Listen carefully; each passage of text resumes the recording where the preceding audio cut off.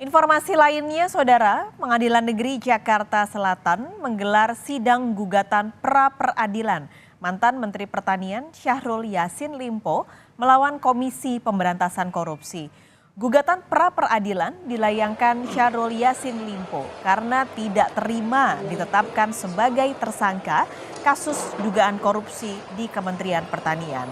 Tujuan dari sidang perdana pra-peradilan ini untuk mendengar jawaban hakim tunggal dari 4 petitum yang digugat oleh Syahrul Yassin Limpo.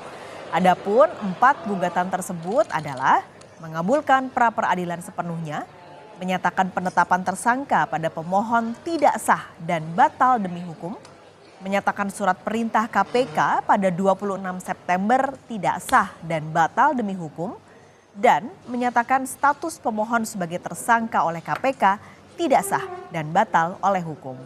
Sementara itu, pihak KPK melalui juru bicara Ali Fikri menyatakan dalam pernyataan tertulis bahwa pihaknya percaya diri Hakim Tunggal akan menolak permintaan Syahrul Yassin Limpo.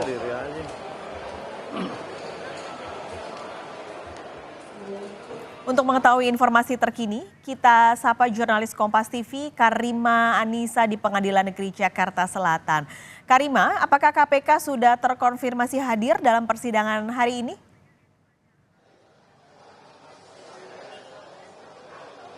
Ya, KPK sudah hadir dalam persidangan perdana pra-peradilan yang diajukan Syahrul Yassin Limpo di Pengadilan Negeri Jakarta Selatan pada hari ini. Tidak hanya dihadiri oleh Biro Hukum KPK saja, tetapi juga dari pihak kuasa hukum Syahrul Yassin Limpo pun sudah menjalani pra-peradilan di Pengadilan Negeri Jakarta Selatan. Adapun Syahrul Yassin Limpo itu sendiri tidak hadir dalam pra-peradilan perdana pada hari ini.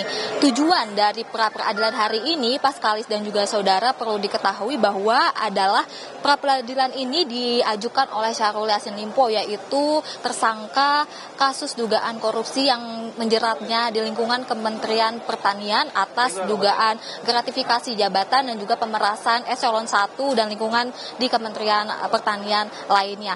Selain itu, untuk pra-peradilan pada hari ini tujuannya adalah untuk mencabut status tersangka dari Syahrul yang melekat pada Syahrul Yassin Limpo yang sudah ditetapkan oleh KPK melalui putusan dari Hakim Tunggal. Adapun Hakim Tunggal yang memimpin pra-peradilan pada hari ini adalah Hakim Tunggal Alimin Ribut Sujono. Ini baru saja jam 11 tadi sidang pra-peradilan ini sudah selesai dijalankan, yang dimana agenda pada hari ini adalah membaca petitum atau gugatan dari kuasa hukum Syahrul Yassin Limpo. Saya akan membacakan ulang, ada 4 gugatan yang diajukan oleh Syahrul Yassin Limpo kepada Hakim Pengadilan Negeri Jakarta Selatan, yaitu mengabulkan pra-peradilan sepenuhnya. Lalu yang kedua adalah menyatakan penetapan tersangka pada pemohon atau pada Syahrul Yassin Limpo ini tidak sah dan batal demi hukum. Yang ketiga adalah menyatakan surat perintah oleh KPK pada 26 Oktober kemarin, pada 26 September kemarin tidak sah dan batal demi hukum, lalu menyatakan status pemohon sebagai tersangka oleh KPK tidak sah dan batal demi hukum. Selanjutnya pada hari ini Hakim Tunggal belum memutuskan apakah hakim akan menolak atau menerima gugatan dari Syahrul Yassin Limpo tersebut, karena nantinya kita harus mendengar jawaban dari Biro Hukum KPK yang diagendakan pada pra-peradilan selanjutnya. Jadi kita masih akan terus simak bersama-sama bagaimana jalannya pra-peradilan Syahrul Yassin Limpo melawan KPK. Paskalis. Karima, akhirnya kan ini KPU hadir setelah sebenarnya KPK sempat mengajukan penundaan persidangan selama 3 pekan tapi ditolak oleh majelis hakim. Nah, sebenarnya apa alasan KPK meminta penundaan selama 3 pekan itu?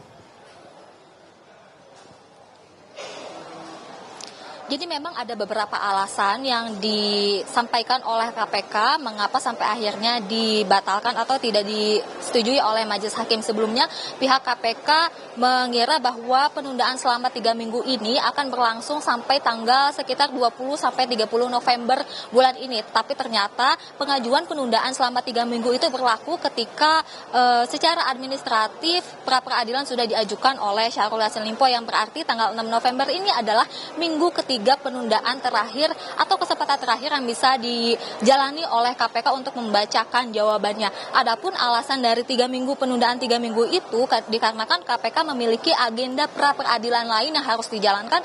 Lalu yang kedua adalah KPK harus mempersiapkan jawaban dari pra peradilan yang dilayangkan oleh Syahrul Yassin Limpo ini. Terkait dengan agenda yang ditunda, selanjutnya majelis hakim atau hakim tunggal ini pun sudah memutuskan dan berunding secara bersama-sama bahwa nantinya ke depannya tepatnya pada besok hakim tunggal memberikan kesempatan kepada Biro Hukum KPK untuk memberikan jawaban dari 4 gugatan yang tadi sudah disebut. Lalu lanjut lagi pada 8 November bukti surat dari Syahrul Yassin Limpo dan juga dari KPK nanti akan disampaikan di pengadilan. Entah itu bukti-bukti lainnya maupun bukti surat lainnya. Lanjut lagi pada tanggal 9 November yaitu hari Kamis nanti rencananya akan ada satu ahli hukum dari Syahrul Yassin Limpo dan juga 2 saksi ahli dari Biro Hukum KPK. Nanti selanjutnya pada tanggal 10 November yaitu hari Jumat nanti akan dibacakan kesimpulan dari pembacaan gugatan dan juga pembacaan jawaban dari Biro Hukum KPK ini. Lalu untuk putusan nanti akan dijalankan pada hari Selasa tanggal 14 November 2023. Nah, ini dia yang ditunggu-tunggu Paskalis dan juga saudara, bagaimana nantinya hakim memutuskan terkait dengan pra peradilan atau gugatan 4 gugatan yang tadi sudah dilayangkan dari pihak Syahrul Yassin Limpo terkait dicabutnya status tersangka dari dugaan kasus korupsi yang menjeratnya di lingkungan Kementan. Paskalis. Karima Anissa, terima kasih melaporkan langsung dari Pengadilan Negeri Jakarta Selatan.